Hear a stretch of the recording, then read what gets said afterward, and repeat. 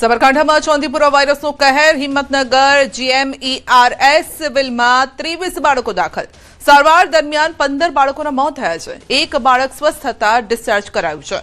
હાલ 6 બાળકો સારવાર હેઠળ છે અને 23માંથી 9 બાળકો ચાંદીપુરા પોઝિટિવ, જ્યારે કે 14ના રિપોર્ટ નેગેટિવ આવ્યા છે. સાબરકાંઠાના 12 બાળકોમાંથી 6ના મોત થયા છે. 3 બાળકો સારવાર હેઠળ છે, જ્યારે કે 3 બાળકો સાજા થઈ અને ડિસ્ચાર્જ થયા છે. જિલ્લામાં 4 બાળકોના રિપોર્ટ પોઝિટિવ અને 8ના નેગેટિવ. જ્યાં જ્યાં શંકાસ્પદ કેસ નોંધાયા ત્યાં સ્પ્રેડિંગ અને ડસ્ટિંગની કામગીરી પૂર્ણ કરાઈ છે. રાજ્ય સરકારની જાણ બાદ 2 નેશનલ લેવલની ટીમોએ તપાસ હાથ ધરી છે. પોશીના અને કાલીપુરા વિસ્તારમાંથી 100થી વધુ સેન્ડફ્લાયના સેમ્પલ એકત્રિત કરાયા છે. સેમ્પલના પરીક્ષણ બાદ નેશનલ ટીમ દ્વારા અંતિમ રિપોર્ટ જાહેર કરવામાં આવશે.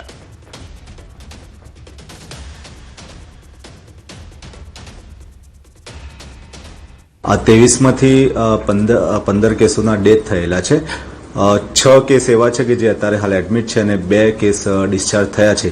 આ જો ટોટલ 23 કેસ GMERS મેડિકલ કોલેજમાં જોઈએ તો એમાંથી 9 કેસ પોઝિટિવ આવ્યા છે. આ GMERSમાં જે કેસ આવે છે એ કેસ સાબરકાંઠા ઉપરાંત રાજસ્થાન અન્ય નજીકના જિલ્લાઓમાંથી પણ આ કેસ આવતા હોય છે. જો સાબરકાંઠાની વાત કરીએ તો સાબરકાંઠામાં અત્યાર સુધી 12 જેટલા સસ્પેક્ટેડ કેસ જોવા મળે છે. એમાંથી 6 જેટલા બાળકોના મૃત્યુ થયા છે. 3 જણા સાજા થઈ અને ઘરે ગયા છે અને 3 જણા અત્યારે ઇન્ડોર છે. ચાંદીપુરા વાયરસને લઈને પાટણ જિલ્લા આરોગ્ય તંત્ર એલર્ટ મોડ પર આવી ગયું છે. જિલ્લામાં અત્યાર સુધીમાં ચાંદીપુરાના 3 કેસ નોંધાયા છે, જેમાં 1 બાળકનું મોત થયું છે, જ્યારે કે 2 બાળકો સારવાર હેઠળ છે. પરિસ્થિતિને ધ્યાને રાખીને જિલ્લા પંચાયત પ્રમુખ ભાવિક પટેલે આરોગ્ય વિભાગને તાત્કાલિક પગલાં લેવા સૂચના આપી.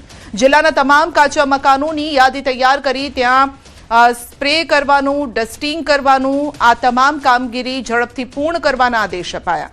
ખાસ કરીને પાટણ, સરસ્વતી, સમી તાલુકામાં આરોગ્ય વિભાગે સતર્કતા વધારી છે. રોગચાળો ફેલાતો અટકાવવા કામગીરી તેજ કરી છે.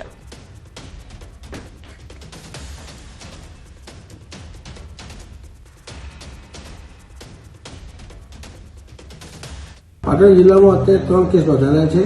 એમાં સરસ્વતી તાલુકામાં 1, પાટણ તાલુકામાં 1 અને સમી તાલુકામાં 1 કેસ નોંધાયેલ છે. સરસ્વતી તાલુકાના દીકરાનું દુઃખદ અવસાન થયું છે, 5 વર્ષના બાળકનું. બાકીના બંને લોકો અંડર ઓબ્ઝર્વેશનમાં છે અને સારવાર હેઠળ છે. બીજું કે આપના માધ્યમથી હું કહેવા માંગુ છું કે જે પણ જગ્યાએ આ પ્રકારની એવા સહેજ પણ લક્ષણો દેખાય, કોઈ પણ દીકરાને કે દીકરીને, તો નજીકના PHC CHC સેન્ટરમાં પહોંચે.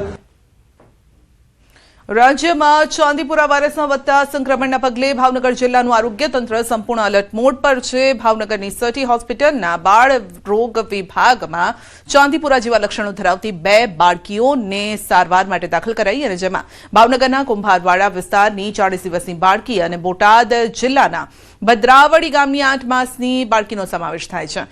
બંને બાળકીઓના સેમ્પલ ગાંધીનગર સ્થિત GBRC લેબોરેટરીમાં તપાસ માટે મોકલવામાં આવ્યા છે. રિપોર્ટ આવ્યા બાદ જ ચાંદીપુરા વાયરસની સત્તાવાર પુષ્ટિ થશે. હાલમાં બંને બાળકીઓની વિશેષ તબીબી દેખરેખ હેઠળ સારવાર ચાલી રહી છે.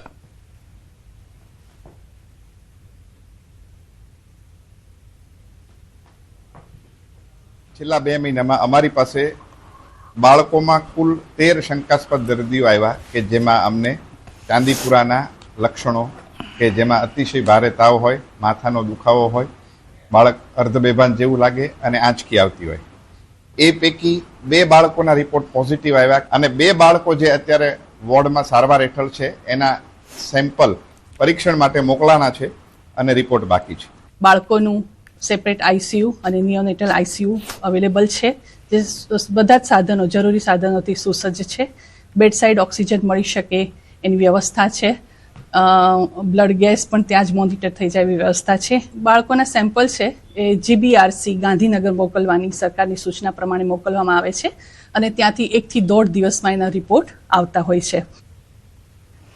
તો અમદાવાદમાં ભારે વરસાદ બાદ રોગચાળો વકર્યો છે. સુલા સિવિલમાં સપ્તાહમાં 13,609 OPD નોંધાઈ. ડેન્ગ્યુના 33 પોઝિટિવ કેસ નોંધાયા. મેલેરિયાના 12 કેસ પોઝિટિવ આવ્યા છે. ટાઇફોઇડના પણ 10 કેસ સામે આવ્યા છે. ઝાડા ઉલટી, તાવના કેસમાં પણ વધારો થયો છે. બાળકોની OPDમાં પણ 10% વધારો છે અને આરોગ્ય વિભાગે સાવચેતી રાખવા માટે અપીલ કરી છે. ગયા અઠવાડિયા કરતાં આ અઠવાડિયામાં ડેન્ગ્યુના લગભગ 10 કેસનો વધારો થયો છે અને મેલેરિયામાં પણ 10 કેસનો વધારો થયો છે. એટલે ઓલ ઓવર ઓપીડીમાં લગભગ પણ 2000નો વધારો થયો છે ગયા અઠવાડિયા કરતાં. એટલે અમારી હોસ્પિટલમાં અત્યારે દર્દીઓ ચોમાસામાં પછીના જે આવતા હોય છે આવી રહ્યા છે અને ઇમરજન્સીના ડૉક્ટરો તથા ઓપીડીના ડૉક્ટરો તમામ દર્દીઓને જરૂરી લોહીના રિપોર્ટ, એક્સરે વગેરે કરાવી અને ટ્રીટમેન્ટ આપી રહ્યા છે અને જો દાખલ કરવાની જરૂર પડે તો દાખલ કરીને પણ ટ્રીટમેન્ટ આપી રહ્યા છે. પાકિસ્તાનથી ભારત આવેલી 3 કરોડની ખજૂર જપ્ત કરાઈ છે. યુએઈ થઈને ભારત મોકલ્યો હતો ખજૂરનો જથ્થો. પાકિસ્તાનથી માલ સામાન ભારતમાં લાવવાનો પ્રયાસ થઈ રહ્યો છે, જે નિષ્ફળ કરવામાં આવ્યો છે. કંડલા પોર્ટ પરથી ડીઆરઆઈએ 13 કન્ટેનર પકડી પાડ્યા છે.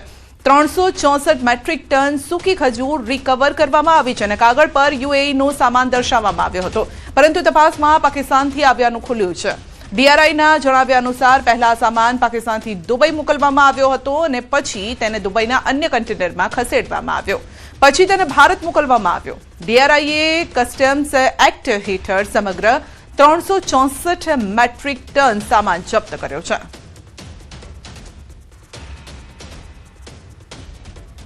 તો કાગળ પર યુએઈનો સામાન દર્શાવાયો હતો. પાકિસ્તાનથી ભારત ખજૂર મોકલવામાં આવતી હતી અને તે યુએઈ મારફતે તે જથ્થો ભારતમાં મોકલવામાં આવતો હતો. તો કંડલા પોર્ટ પરથી ડીઆરઆઈએ 13 કન્ટેનર પકડી પાડ્યા છે. 364 મેટ્રિક ટન સૂકી ખજૂર રિકવર કરવામાં આવી છે. તો કાગળ પર યુએઈનો સામાન દર્શાવ્યો હતો, પરંતુ તે પાકિસ્તાનથી યુએઈ થઈ અને ભારત મોકલવામાં આવતો હતો. કંડલા પોર્ટ પરથી આ કન્ટેનર પકડાયા છે અને પાકિસ્તાનથી યુએઈ થઈ અને પછી ભારત આ જથ્થો મોકલવામાં આવતો હતો. ડીઆરઆઈએ 13 કન્ટેનર આવા પકડી પાડ્યા છે અને જથ્થો છે 364 मैट्रिक टन. तो आनंद तिवारी से ज्यादा जानकारी लेंगे. जी आनंद, बताएं कि पाकिस्तान अब खजूर भी भेजने लगा, तो इस यानी यूएई की आड़ में कितना सामान भेजता होगा अलग अलग तरीके से?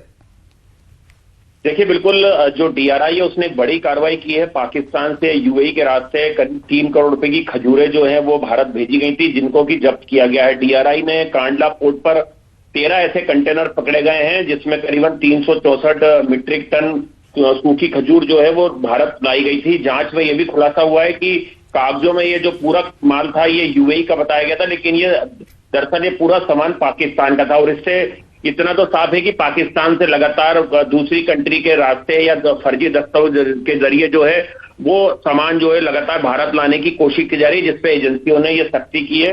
इस पूरे माल को जो है जब्त कर लिया गया है और डीआरआई के मुताबिक पहले ये माल पाकिस्तान से दुबई भेजा गया और उसके बाद दुबई से इसे दूसरे कंटेनरों में शिफ्ट किया गया और फिर भारत भेज दिया गया.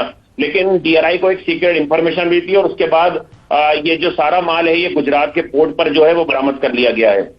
जी आनंद, इससे ये मालूम पड़ता है कि जो भारत की एजेंसियां है वो चाक चौबंद है और सभी चीजों पर नजर रखी जा रही है. देखिए, बिल्कुल इस माल को में सोमालिया का जो एक नेचुरल रीजन बताया गया था और इसे दुबई के रास्ते भारत लाया गया था. जांच में ये भी पता चला कि असल में ये पाकिस्तान का गुल्लन रेजिन था और इसे फर्जी दस्तावेज जरिए भारत भेजा गया है. इस मामले में 2 लोगों को गिरफ्तार भी किया गया है. पाकिस्तान से बता दें कि ऑपरेशन सिंदूर के बाद सामान के आयात पर रोक लगी हुई है, तो उसके बाद ये पहला ऐसा अटेम्प्ट जो है पाकिस्तान की तरफ से करने की कोशिश की गई है. 2 मई 2025 से पाकिस्तान में बने या पाकिस्तान से निर्यात किए गए सभी सामानों को सीधे तौर पर तीसरे देश के जरिए भारत में आयात पर या ट्रांजिट पर रोक लगी गई है. इसलिए ये बड़ी कार्रवाई मानी जा रही है कि कैसे पाकिस्तान लगातार सेन लगाकर जो है वो सामान भारत भिजवाने की कोशिश कर रहा है. जी जी, शुक्रिया आपका.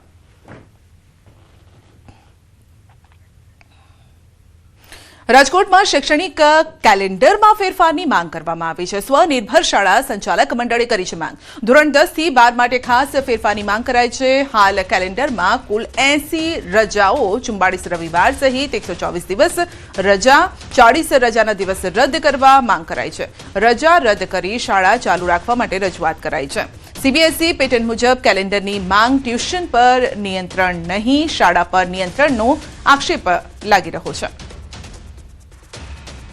એટલે તે ગણતરી કરીએ તો ધોરણ 10 અને 12ના વિદ્યાર્થીઓને માત્ર 195 દિવસ જ આખા વર્ષ દરમિયાન મળે છે.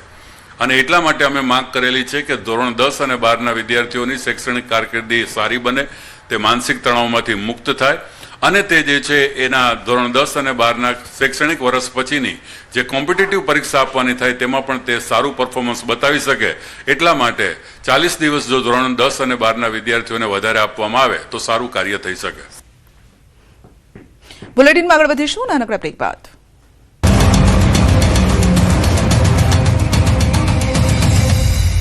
રાજ્યમાં કમરતોડ રસ્તાની તસવીરો આવી સામે. શહેર લોકો પરેશાન.